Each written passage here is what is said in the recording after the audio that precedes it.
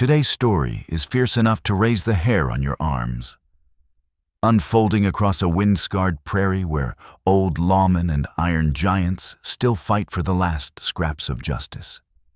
In this vast, unforgiving West, a single railroad track becomes the crossroads between revenge and redemption. And it all started with the echo of a train whistle. A sound small as a breath, yet loud enough to wake the last gunfighter of a dying era. Before we kick off this adventure, don't forget to hit like on the video and let us know in the comments where you're watching from. The old man sat alone on the railroad tracks, a Winchester resting heavy across his lap, sticks of dynamite tucked inside his coat. 65 years carved deep lines in his face, his gray hair blowing in the dry wind, his hands marked by a lifetime of grit, work, and hard choices. He stared westward, toward the rising smoke, toward the oncoming engine carrying the men who had stolen his daughter from him. His name was Huxley Brann. Once, he'd worn a badge, Marshal Brann, spending 22 years defending frontier towns from thieves, killers, and corruption. When he finally stepped away, he'd hoped for peace, bought land, raised cattle, and watched his daughter Siora Brann grow into a fierce young woman who chased justice harder than he ever could. Siora stood up against the railroad. The Continental Line, now run by the Iron Summit, stole land, torched homesteads, and slaughtered anyone who pushed back. She rallied the dustfall settlers, built a movement, and became the voice those people never had. So they silenced her, shot her down in the street like she meant nothing. 28 years old, thrown into a shallow grave while the company claimed she attacked first. Money bent the truth. Lies became law. Her killers walked free. That was 6 months ago. Since then, Huxley had lived with one purpose: revenge. Now he sat on the steel rails with enough dynamite to flip a locomotive, enough rounds to drop every man aboard, and enough rage to set the planes on fire. A train whistle screamed across the wide-open land. Closer now, maybe 2 miles. On that train rode the executives who ordered Siora's death, Varek Dunn and Cade Morrow. Men who believed money made them untouchable. Men who thought an old man couldn't reach them. They were wrong. Huxley Brann wasn't sitting on these tracks to die. He was sitting here so they would. Before this tale rolls any farther, if you're enjoying it, hit that like button. And if you haven't joined us on Wild West Radio, go ahead and subscribe. Tell me where you're listening from. I love seeing how far these trails stretch. And stay sharp. What's coming next might knock the wind out of you. They'd built their own rules, lived by their own codes. Then came the iron rails. The railroad pushed west like a storm, laying track, grabbing land, calling it progress. But progress carried a price. Corrupt companies owned politicians, bought out judges, and killed anyone who didn't bow. They seized property with legal trickery, burned out families who refused, and the law protected whoever had the deepest pockets. Huxley knew this firsthand. He watched it happen while serving as marshal of Silver Creek, a town that the Iron Summit wiped off the map. They wanted the land. The town stood in their way. So they tore it down, uprooted families, and erased 20 years of community in a single season. Huxley fought through the system, filed complaints, gathered evidence, tried every legal path. But truth meant nothing against money. The company owned the territorial judge, owned the governor, owned everyone that mattered. His badge was stripped, and he was branded a troublemaker, a relic of a dying era. Silver Creek vanished, buildings collapsed, families scattered, and the station rose like a tombstone over what once was. Huxley lost his home, his calling, his identity. But he still had Siora. 27, unafraid, sharp-minded, a teacher and an organizer. She carried the fire he once had. She built alliances among the stolen from, filed lawsuits, spread news of the company's crimes, forced the Iron Summit to bleed money and reputation. They warned her, threatened her, told her to step aside. She refused. "Some things are worth dying for," she said. "Justice outranks comfort," she said. "Somebody has to stand when everyone else bends."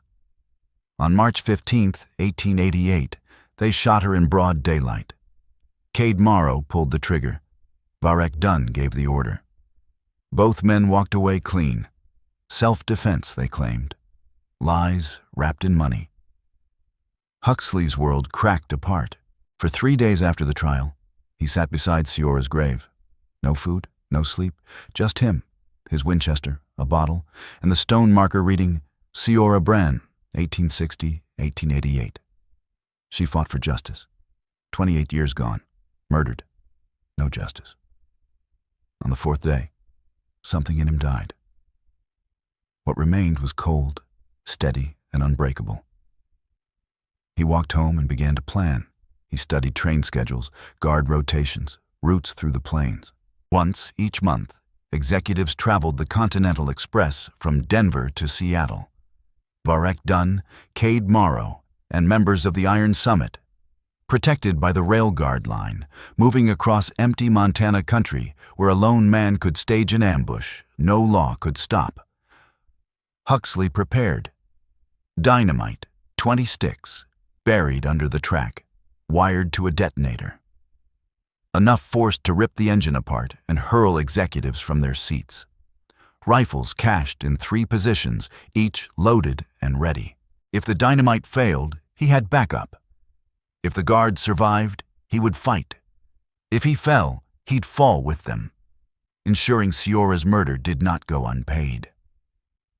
His mission was simple. Sit on the tracks, force the train to stop. When the men stepped out to investigate, he'd detonate the charge, derail the engine, kill the executives, and take on whatever remained of the railguard line. He was willing to die if he had to, but only after making sure death meant something. Huxley Brann had decided he would die fulfilled, die finished, die knowing he had been the kind of father Siora Brann deserved. A father who avenged her, a father who proved that some evils couldn't be bought off with gold or power. The law called what he was about to do murder. Huxley called it justice. The difference depended on which side of the grave you were standing on. And now, the train was coming. Whistle tearing across the plains, smoke rolling up into the fading sky, that iron beast carrying the men responsible for his daughter's death. Huxley didn't so much as twitch. One hand rested on the detonator. The Winchester lay across his legs, his heartbeat slow and steady, his spirit already braced for the end. This was the finish. Of them, of him, and of the rotten age that had birthed them. The Old West was fading out, but it wouldn't fade quietly. It would go down throwing punches. And Huxley Brann would be its last gunfighter, its final marshal standing against the so-called March of Progress. Progress built on blood. The train was a mile out now, close enough for him to see it. A black locomotive trimmed in gold, the emblem of the Iron Summit gleaming on the side, 5 polished cars rolling behind it, cars built for luxury, for executives who believed steel, money, and guns made them untouchable. It barreled toward him at nearly 70 miles an hour. 90 seconds left. Huxley rose slowly, bones creaking, age plain but resolve sharper than any fear. He lifted the Winchester, not to fire, but to be seen, to make them understand they were not in control, to force them to slow, to stop, to meet him on his terms. The train whistle shrieked again, a warning, a demand. Get off the tracks. But Huxley held his ground. He didn't budge an inch. Old man versus steel machine. David versus Goliath. Only this time, David had dynamite. Sparks flew as the wheels screamed under sudden braking. The massive engine shuddered, slowing from 70 to 60, then to 50. They weren't trying to spare him out of mercy. They simply didn't want the trouble of running over a civilian. Dead bodies meant investigations. Investigations meant delays. Delays cost money. Huxley watched calmly as the great machine fought itself to stop. Calculated every moment. At 200 yards, he stepped aside just enough to tell them he wasn't here to throw his life under their wheels. He was here for something far worse. The train screeched to a halt 50 yards from him. Steam hissed, metal groaned, and doors flew open as members of the rail guard line poured out. 15 armed men, drilled, disciplined, paid well to protect corrupt men. They surrounded him, rifles raised. "Drop the gun," one barked. "Hands up, now." Huxley didn't move. "I want Varric done," he said evenly. "And Cade Morrow. Tell them to come out here. Face me like men. You're in no position to demand anything, old-timer." Another guard snapped. "You're surrounded, outgunned. You make a wrong move, you're dead. Drop the rifle. Walk away. Live to see sunrise." "I'm not walking anywhere," Huxley replied. "My name is Huxley Brann, former marshal of Silver Creek, father of Siora Brann, the woman Cade Morrow murdered, the woman Varric Dunn ordered killed. I'm here for justice, for revenge, for my daughter. And none of us leave unless they meet me, or we all die. That's their choice." A door on the third car swung open. Varric Dunn stepped out, 58 years old, wearing a suit worth more than most ranches, his gray beard trimmed, his eyes colder than an early winter. "I remember you, Brann," he said. "The loudmouth who tried to slow down progress. Your daughter was the same. Both of you relics, obstacles. Well, progress won. Civilization won. Your daughter is dead. And unless you leave right now, you're next."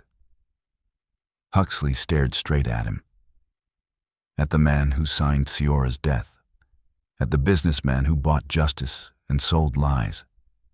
At the face of everything poisoned in this new age. Everything that turned progress into a curse.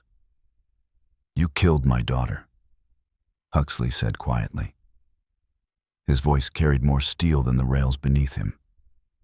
"You shot her down in the street, bought your freedom, walked away smiling. You thought money would shield you, thought power made you untouchable." He raised the Winchester just a hair. "But you forgot something important. Some men aren't afraid of money. Some men don't bow to power. Some men don't quit until the scales are balanced. I'm that man. And today," his voice darkened, "justice comes for you." "Justice?" Varric Dunn let out a short, sharp laugh. "Old man, you're no justice. You're nothing but a relic, a fossil left behind by a world that's already gone."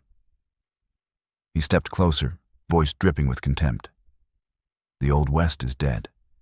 Men like you, lawmen clinging to dusty codes, you're extinct.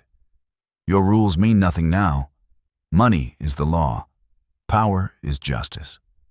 And I hold both." He pointed at Huxley with a smirk. "And you? You have nothing. Just a worn-out body sitting on a stretch of track waiting for death. Well, I'll gladly give you that wish." He snapped his fingers. "Boys, kill him." Rifles snapped up as the rail guard line took aim, ready to fire, ready to erase the stubborn old marshal who didn't know when the world had left him behind. But Huxley Brann only smiled. A cold, hollow smile, the kind a man wears when he already knows how the story ends. "I've got something you don't, Dunn," he said quietly. "I've got nothing left to lose. No future, no fear, no reason to keep breathing except revenge. And that makes me more dangerous than all your guards. and more dangerous than every dollar you've ever stolen. His right hand shifted, not toward the Winchester, but toward his coat, toward the detonator, toward the 20 sticks of dynamite buried under the rails. Enough powder to tear the locomotive apart, enough fire to wipe out every soul in the cars behind it, enough force to end the iron summit with the push of a thumb. "Stop!" a voice rang out. Cade Morrow burst from the train, 45 years old, the enforcer who'd pulled the trigger on Siora Brann. "Don't shoot him!" Cade shouted. "He's wired with dynamite. Look at his hand. If we fire, he hits that button and we all die." The guards faltered. Their rifles didn't lower, but their fingers hesitated. Their eyes locked on the detonator, and the truth hit them hard. This old man wasn't here to surrender. He wasn't here to be arrested. He was here to kill them all if that's what justice required. "Smart boy," Huxley said, nodding slightly at Cade. "Smarter than your boss, anyway. You understand exactly where we stand." He tapped the detonator with his thumb. "I press this once, and the whole train turns into scrap. Everybody aboard dies, me included. But dying doesn't bother me anymore. I died when Siora did. This body's just been walking because it had unfinished business." He tightened his grip. "So, let's talk terms. Let's bargain, unless you'd rather find out whether I'm bluffing." For the first time, Varric Dunn went pale. The realization settled over him like cold rain. Money couldn't shield him now. Power meant nothing to a dead man. "What do you want, Brann?" he asked. "Money. We'll pay you. Plenty of it. Enough to disappear. Enough to forget all this." "Forget?" Huxley's voice hardened like hammered steel. "You think I can forget my daughter? Forget watching her die in the street? Forget seeing her killers walk free?" He shook his head. "Money doesn't buy forgetting. Doesn't mend what's broken. Doesn't raise the dead. I don't want your money." He stepped closer. "I want justice." "And what does that mean?" Dunn asked, though he already knew. "It means you die, and Cade Morrow dies."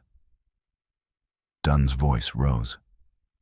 "Killing us won't bring Siora back. It just turns you into the same kind of murderer." He jabbed a finger toward Huxley. "Is that what she would have wanted? Her father turning into the monster she fought against?" A flash of anger cracked through Huxley's calm. "Don't you speak her name?" he warned. "Don't twist her memory to save yourself. You killed her. You don't get to decide what she'd want. And besides..." His voice dropped, deep and deadly. "What she wanted is impossible now." He took another step. She wanted a world where railroad barons didn't murder honest people, where justice wasn't something you could buy, where fathers didn't have to choose between law and vengeance. He spread his arms slightly. "But that world is gone. You destroyed it. So now I destroy you? Simple arithmetic." Cade Morrow, hands raised to show he held no weapon, stepped forward cautiously. "Brann, listen. I pulled the trigger. I'm the one who killed Siora. That part's true," Cade Morrow said, voice low but steady. "But I was carrying out orders. Varric Dunn called for it. The Iron Summit approved it. 24 men signed off on that decision. Taking down me and Dunn won't stop any of them. Won't change the machine. Won't cure the corruption. It'll just give you a momentary sense of relief before the guilt finds you." "I'm not worried about guilt," Huxley Brann replied. "I'm worried about blood. Siora's blood demands an answer. It demands her killers face consequences. The law failed her. The courts failed her. Justice failed her. So I'll become all three." He lifted the detonator a little higher. "I become the law. I become the court. I become justice. And justice says you both die. And anyone who stands between us dies too. The men of the rail guard line shifted uneasily. They circled him with rifles raised, but not one dared fire. They couldn't charge him, couldn't risk forcing his hand. All they could do was stare at an old man holding their fate like a loaded scripture. Power money couldn't buy, and rifles couldn't overcome. Brann. Varric Dunn tried again, tension cracking his voice. Be rational. You're just one man. An old man. Sure, maybe you managed to kill us, but you die with us. And nothing changes. The railroad keeps rolling. Your sacrifice means nothing. It accomplishes nothing. Why not walk away? Live out whatever years you've got left. Find peace instead of death. Peace. Huxley let out a bitter, broken laugh. There's no peace for fathers who bury their daughters. No peace for men who watch the system collapse. No peace in a world where corruption wins. There are only two paths. Live shattered or die standing. He squared his shoulders. I choose to stand. I choose to make the guilty pay. I choose to show the world that some men, even old ones, don't bend, don't bargain, don't accept evil as inevitable. We fight until the last breath, until the last bullet, until justice is met, or hell drags us under. He turned to the guards, young, nervous, their rifles wavering. You boys have your own choice to make. You can die defending corrupt kings, or you can walk away. Live, survive. Let me finish what needs doing, because you've got 10 seconds before I press this button. He held the detonator up. One push. Train goes sky high. Everybody dies. Me, Dunn, Morrow, and any guard foolish enough to stay. 10, 9, 8. The guards traded looks. Looked to Dunn, looked to Morrow, looked to the old man calmly counting down the seconds to their graves. Loyalty versus survival. Paycheck versus life. Duty versus future. 7, 6, 5. 3 guards cracked first. They dropped their rifles and bolted, running hard from the train, from Huxley, from the shadow of death itself. Smart men. Men who intended to stay alive. 4, 3. 5 more broke, sprinting across open ground, leaving rifles, pay, and leadership behind. 12 guards remained, still aiming their rifles, still pretending loyalty outweighed breathing. 2. Dunn snapped. Stop, everyone, stop, he shouted, voice shaking. Just wait. We can talk. We can negotiate. There has to be a solution. There has to be. 1. Huxley's thumb hovered over the detonator. A single press. 20 sticks of dynamite would tear the engine apart. The train would roll off the rails. Death would swallow everyone in reach. It would be the final, violent breath of a dying frontier. The last stand of the last marshal. Justice delivered in fire and sacrifice. A perfect ending. A poetic ending. The righteous ending. And yet, he paused, not from fear, not from hesitation, but because Cade Morrow had been right about one thing. Killing Dunn and Morrow wouldn't topple the system behind them. Replacing Varric Dunn or Cade Morrow wouldn't fix a thing. The Iron Summit would simply appoint new men. The company would march on. The railroad would stretch farther across the frontier, and the corruption choking the land would stay rooted in place. His death would be a footnote. Siora's murder would remain buried inside a system built to protect the guilty. Unless he turned this moment into something bigger. Not a killing, but a reckoning. A truth dragged into the sunlight, a statement the world couldn't ignore.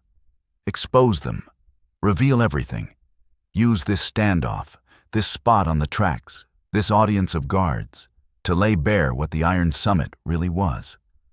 Murderers in fine coats.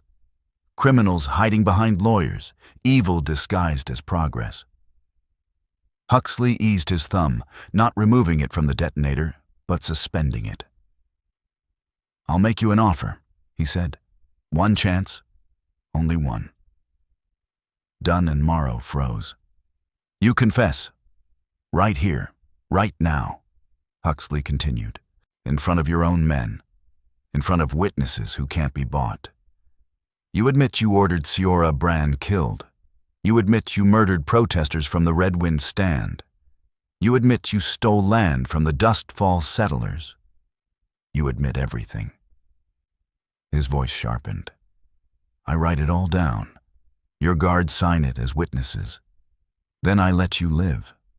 You stand trial, a real one, with evidence, testimony, truth. You'll probably buy your way out again. You'll probably walk." His eyes hardened. "But at least the truth stands. At least a record exists. At least Siora's death carries weight." "And if we refuse?" Dunn asked. "Then I press this button," Huxley said. "We all die, and I meet the flames with a full heart." He raised the detonator slightly. 30 seconds, talk or die. Dunn and Morrow exchanged a long, terrified look. A confession meant scandal, ruin, exposure. But death meant the end, certain and final. Which risk was worse? 20 seconds, Huxley warned. "This is blackmail," Dunn snapped. "Coercion. A confession under duress won't stand up in court. Completely invalid." 15 seconds, Huxley replied. "I don't care about court.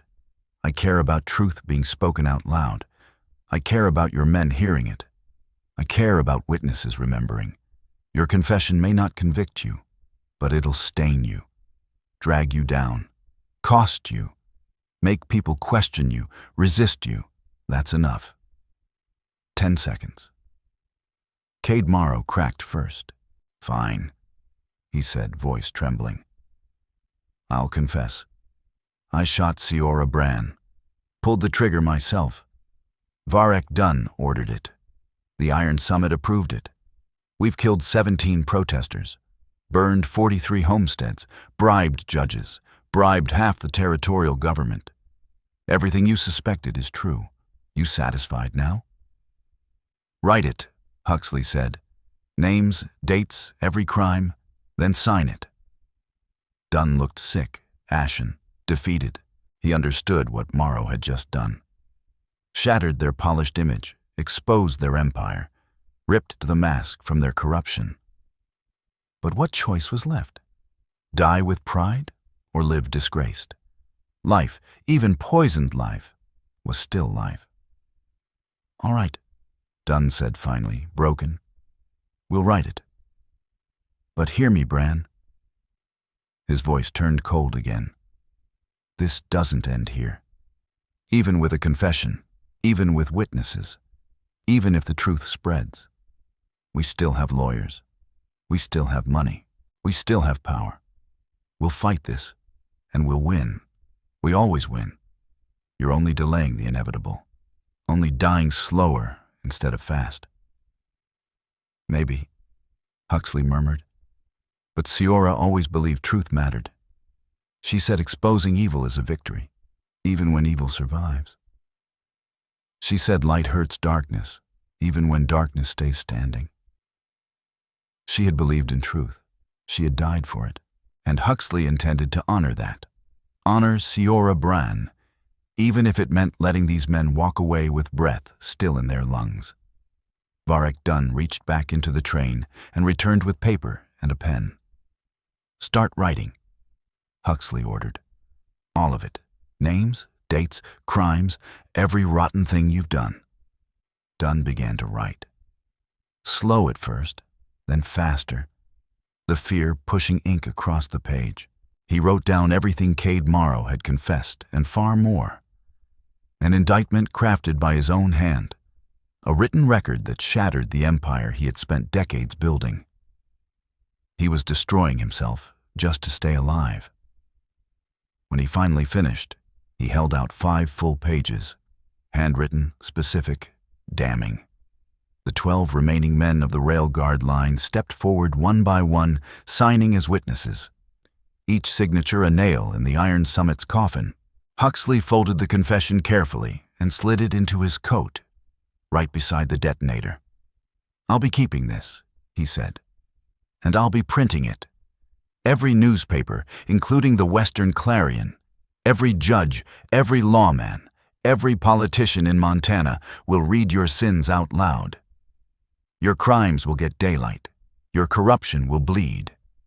Maybe it won't crush you completely, but it'll cripple you." Cade swallowed. "So what now? You let us go? We head back to Denver and pretend none of this happened?" Huxley smiled. A thin, dead, joyless smile. "No." His voice dropped into something colder than the steel rails beneath them. "Now you face my justice. The confession was only step 1. Step 2 is payment. A blood payment for Siora."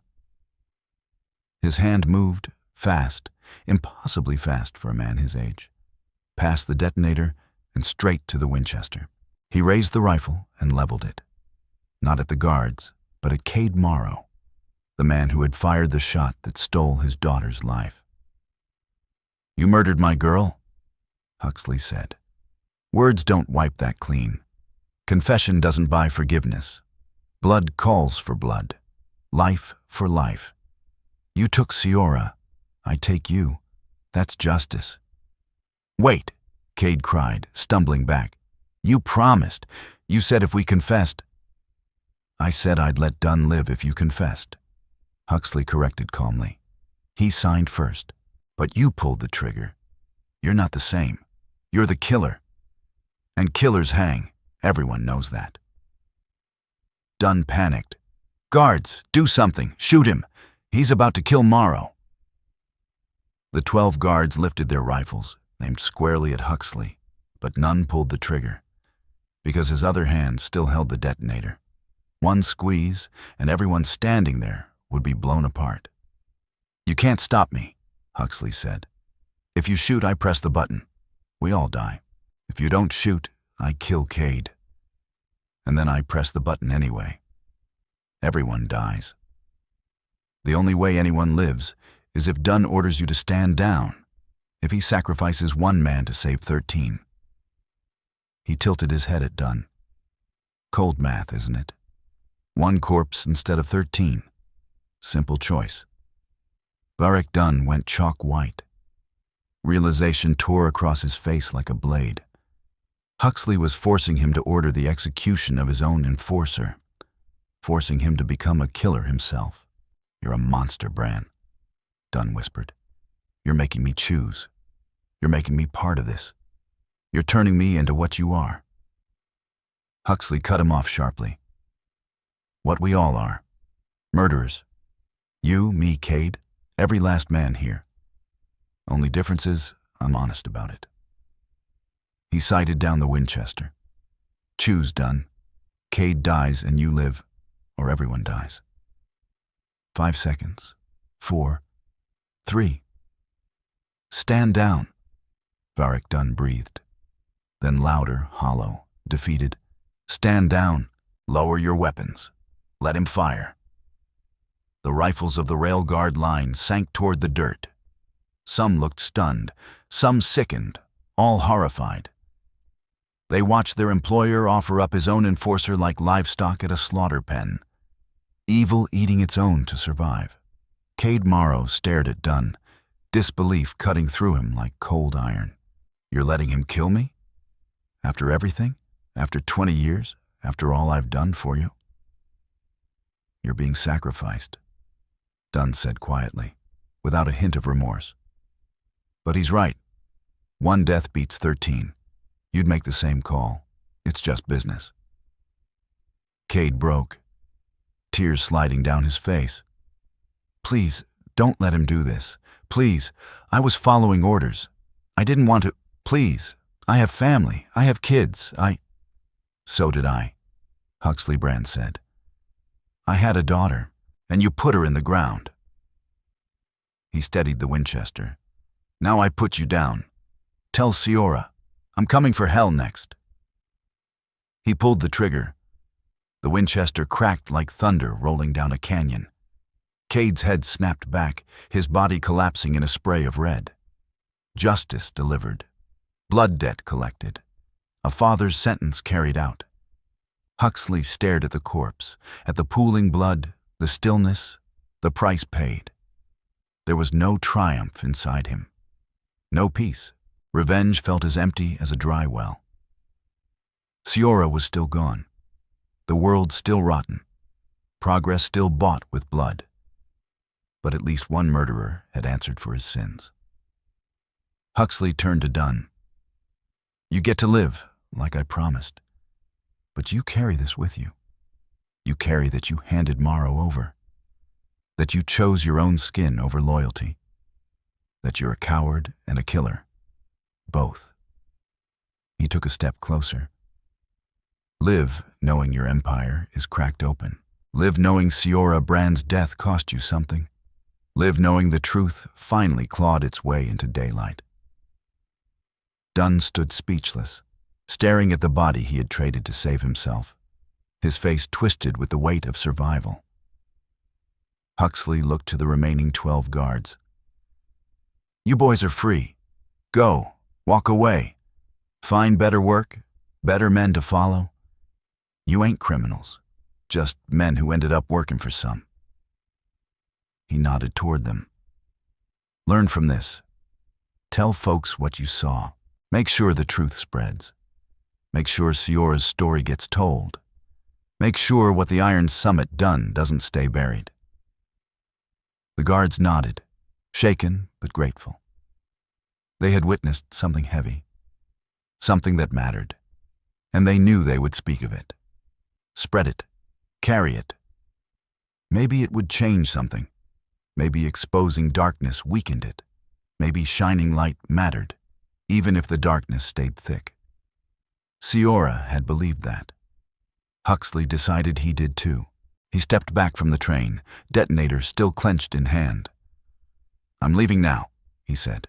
"Nobody follows, nobody tries stopping me, because if anyone does, I hit this button. Train goes up. Everyone dies." "Clear?" "Clear," Dunn whispered.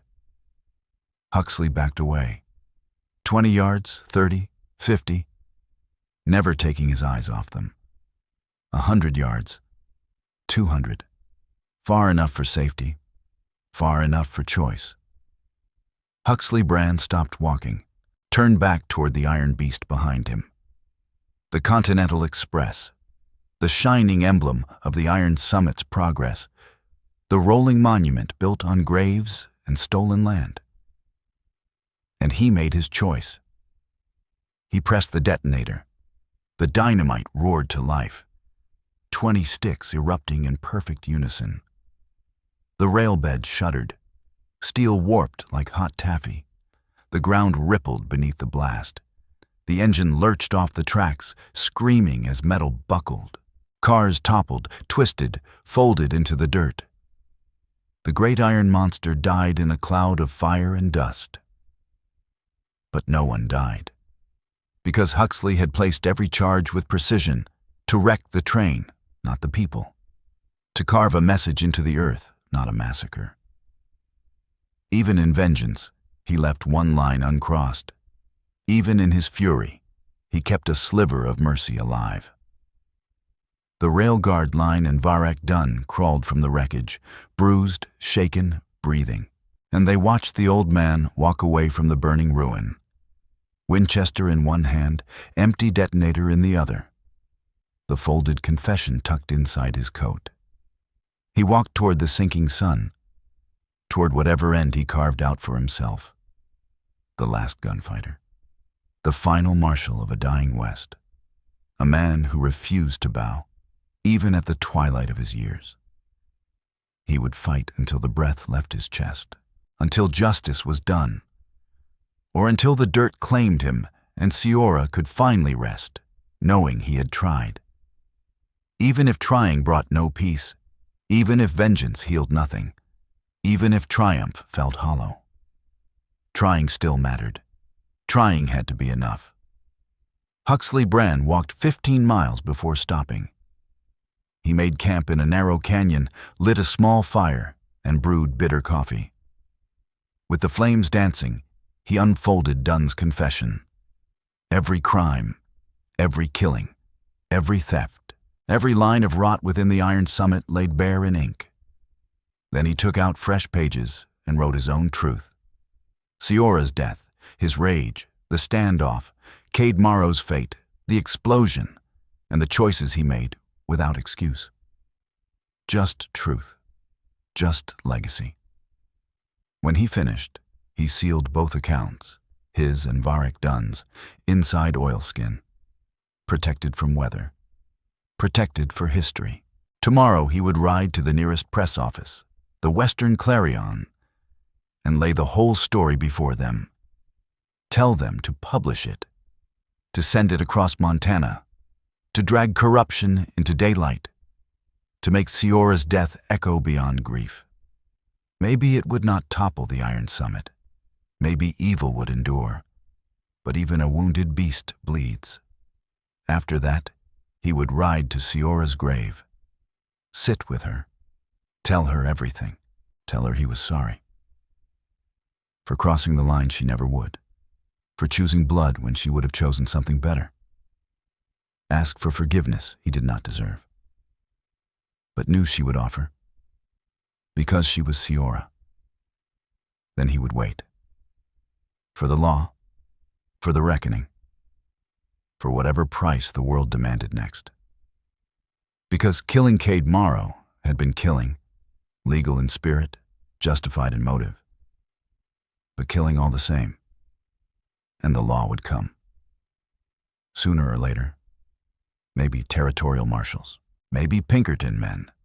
Maybe hired guns on the Iron Summit's payroll. But they would come, and Huxley Brann would face them head on. No running, no hiding, no excuses. He was 65, worn thin by too many miles, too many gunfights, too many graves. Tired of pushing back at a world that no longer had room for him. Tired of waking up in a land where Siora Brann was gone. Tired of watching corruption pave the future in steel and blood. Better to end the ride. Better to meet whatever justice waited. Better to accept the reckoning with clear eyes, knowing he had stood his ground, knowing he had fought, knowing he had made them pay. The fire snapped softly. Stars pushed through the night sky. Wind drifted through the canyon like a memory. Huxley sat still, thinking, remembering, accepting. This was the ending. Not a triumphant end, not a song-filled legend, just an ending. The Old West was dying, and the last of its marshals was dying with it. Old codes crumbling, old honor fading, old ways swallowed under iron, money, and progress.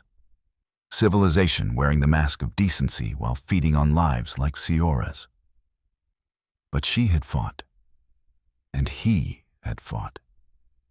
And maybe that mattered. Even when the fight failed. Maybe resistance was a kind of victory, even when resistance fell. Maybe a last stand still meant something, even when the last stand ended in dust. Because someone had to take a stand, someone had to push back, someone had to prove that certain things were still worth dying for. Worth killing for. Worth giving everything for. Justice, honor, family, truth. They still mattered, even in a world that said they didn't, even when the future was built on the bones of the past.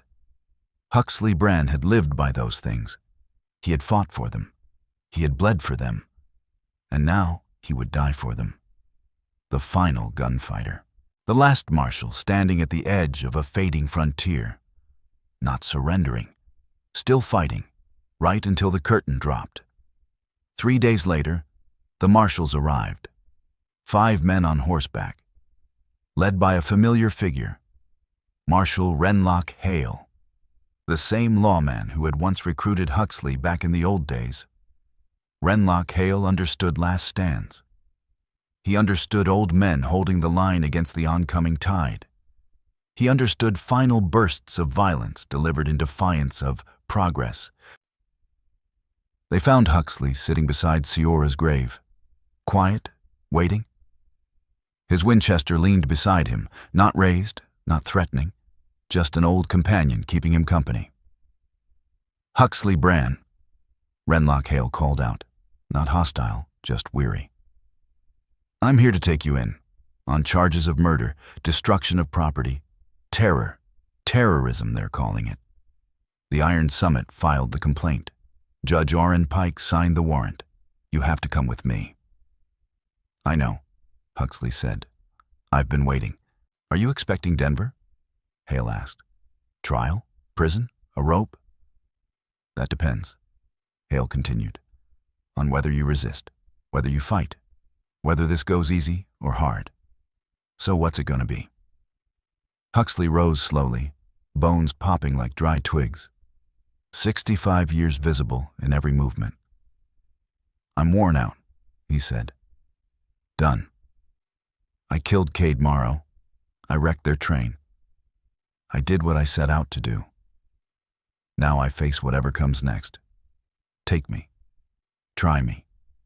Hang me, if that's the verdict. I accept all of it." Renlock Hale studied him quietly. "You killed Morrow because he murdered your daughter?" "Yes." "And the Iron Summit had her killed because she stood against their corruption?" "Yes," Huxley said softly. "And you're exposing that corruption now. Varek Dunn's confession is in your hands. You'll have it printed. The truth's already leaking out. Their reputation's bleeding, stock slipping, investigations stirring. You actually hurt them." "Maybe," Huxley replied. "Maybe not. Time has a way of deciding those things." Marshal Renlock Hale took a slow breath, weighing his next move. "All right," he said. "Here's how this plays out. I take you in. We ride to Denver, you stand trial. But I'll make damn sure the jury hears everything. Siora's murder, the Iron Summit's crimes, Varek Dunn's confession, and why you did what you did. Then 12 good Montanans, 12 honest folks, will decide whether putting down a corrupt killer was a crime or justice." "Fair," Huxley said. "Fairer than anything Siora ever got. I'll take it." They cuffed him, not harshly, not like a criminal, but with the quiet respect one lawman gives another who fought a righteous fight in a crooked world. They rode together toward Denver, 5 marshals escorting one old marshal, talking about days long gone, about the frontier they watched shrinking beneath iron rails, about codes that once ruled the land and were now being swallowed by a new age that neither man fully trusted. Not better, not worse, just different, just change. A tide that could only be weathered or died resisting. The trial came 3 months later, December 1888. Huxley Brann versus the Iron Summit. The Old West versus progress. Justice versus money. And the jury, the 12 hands, listened to every word. Siora Brann's murder. The company's corruption. Varek Dunn's confession. Cade Morrow's death. The standoff on the tracks. The train's destruction. Every step of the road that led here. They argued for 6 long hours, late into the winter night, wrestling with what justice truly meant. Near midnight, the foreman rose and read the verdict. "We, the jury, find the defendant, Huxley Brann, guilty of voluntary manslaughter in the death of Cade Morrow and guilty of property destruction regarding the Continental Express." A pause, a breath. "But we also find his actions justified, given the circumstances, the corruption of the Iron Summit, the murder of his daughter, the failure of the law to protect Siora Brann or punish her killers. We recommend minimum sentencing. We recommend mercy. we recognize that sometimes good men do terrible things for the right reasons. Judge Orrin Pike, an old frontier judge who remembered dust, blood, and the weight of a badge, sentenced Huxley to 5 years. Lenient for the charges, merciful by any measure, eligible for parole after 2, as if a 65-year-old lawman needed reminding how to behave. Huxley served 18 months in the territorial prison at Deer Lodge, worked in the library, read endlessly, wrote letters to the Western Clarion and other papers. He spread Siora's story, spread the truth behind the Iron Summit, spread the belief that some battles deserve to be fought, even when victory was hollow, even when justice came too late, even when the cost was everything. In April of 1890, he was paroled. Good behavior, model prisoner, no danger to society. He walked out into the Montana spring, free at 66, and rode straight to Siora's grave. He stayed a full week, talking to her, explaining everything, apologizing for the blood he'd spilled, thanking her for the strength she'd given him, saying goodbye again. Then he turned his horse westward, toward the Pacific, toward the edge of the world. Huxley Brann rode west, toward the far edge of the continent, toward the place where the Old West faded into something new. He wanted to see it with his own eyes, wanted to stand at the very line where one world ended and another began, wanted to witness the final sunset of the era he'd lived for, fought for, and watched crumble. He reached the Oregon coast in June of 1890, stood alone before the vast Pacific, watched the endless surf hammer the cliffs, felt the cold, salt wind cut across his face, smelled the brine, listened to the deep roar of a world too big for any man to tame. And he understood. The Old West was gone, finished, buried beneath rails and telegraph wires, swallowed by courts and companies, rebuilt by people who called it progress, even when it carried the stink of corruption. The world marching forward wasn't better or worse. It was simply different. And Huxley Brann, old marshal, old gunfighter, grieving father, felt something inside him settle into truth. He was gone too, not in flesh. His heart still beat. But the part of him that lived for the trail, the badge, the code, that part had died with Siora Brann. Died on the day the Iron Summit ordered her murder. Died with every mile the new age swallowed the old. What walked now was a shell, a ghost, a remnant of a vanished frontier. He sat on that cliff for 3 days, watching the ocean, thinking through every choice, every regret, every stand he'd ever taken, remembering the girl he raised, the justice he chased, the world he'd failed to save, accepting the truth of it all. On the 3rd day, he rose, walked right up to the cliff's edge, looked down at the jagged rocks below, waves pounding like a drumbeat, calling an old soldier home. A single step would end it. Quick, clean, final. He could join Siora. He could join the West he loved. He could let go. But he didn't. Because Siora wouldn't have wanted that. She would have wanted him to live, to remember, to tell the truth, to be living proof that honor once meant something, that a man could still fight for the right thing even when the world didn't care. So he stepped back, turned from the ocean, began the long ride east, toward Montana, toward Siora's resting place, toward whatever years he had left. A future he didn't choose, but would endure. Because that's what fathers do, what marshals do, what the last gunfighters of a dying age must do. They endure, they witness, they remember, until memory fades, until the witness is gone, until the last old gunfighter falls, and the frontier finally slips into legend. Huxley Brann died in 1895 at 72 years old. He was found seated at Siora's grave, peaceful no sign of struggle, as if he'd simply decided his work was done. His Winchester rested beside him. In his coat was Varek Dunn's confession, and a letter requesting to be buried next to his daughter. The reason he lived, the reason he fought, the reason he survived 5 long years past the day he wanted to die. They honored his wish.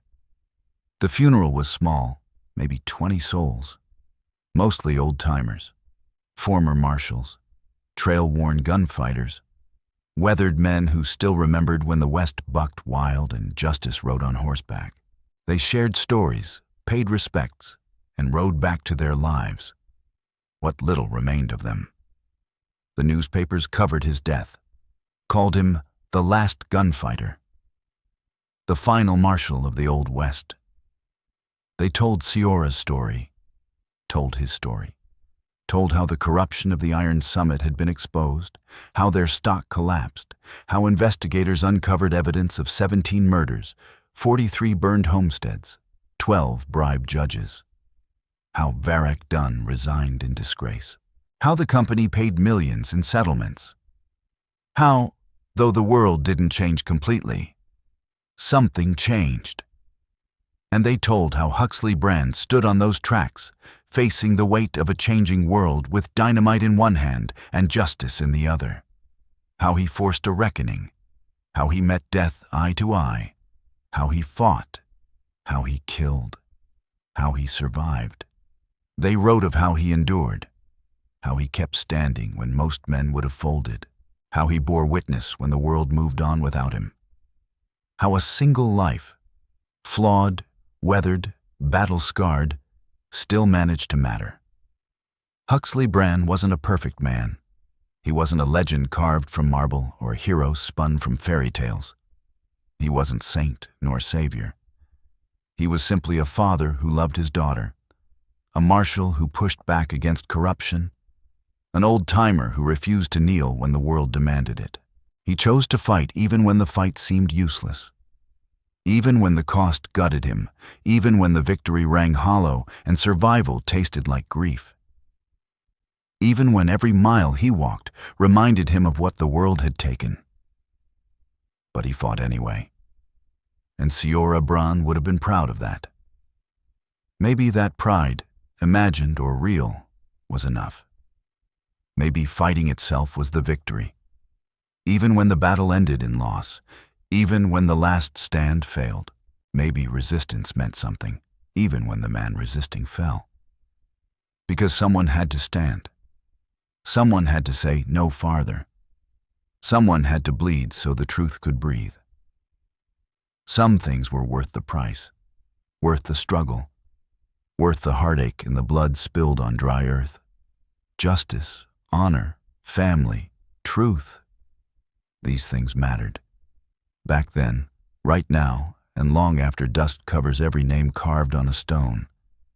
And Huxley Brann proved that, not through perfection, but through persistence. Through violence he didn't want, but refused to run from. Through a father's vengeance that brought him no peace, but gave the world its reckoning. Through facing down a locomotive of progress with nothing but a Winchester, a detonator, and a spine that refused to bow. The Old West died with Huxley Brann. But it didn't die quietly. It died fighting, kicking, roaring in defiance. It died with rifle smoke drifting into the wind, with dynamite shaking the rails, with an old man planting his boots on the tracks, unwilling to move for anyone or anything. It didn't fade. It didn't surrender. It didn't loosen its grip on the world without leaving scars. It died remembering what it stood for, honoring what mattered, refusing to let the new age erase the old. And that last spark of rebellion, that refusal to lie down, that's what made it the West. Wild, dangerous, unforgettable. That is why we remember it even now. Finally, let me send my deep thanks to you. Thank you for listening. If this story has touched your heart, I invite you to stay with us to discover more true tales of the Wild West. Stories that honor resilience, tenderness, and the spirit that God placed in those who blaze the trail. Subscribe, share, leave your thoughts in the comments, and join us once again to journey across this untamed land. Thank you. Aviso legal. Disclaimer. These stories are crafted purely for entertainment and may contain imaginative additions or dramatic interpretations inspired by old frontier eras. We use AI-based resources, voice, imagery, and drafting, as part of our creative process.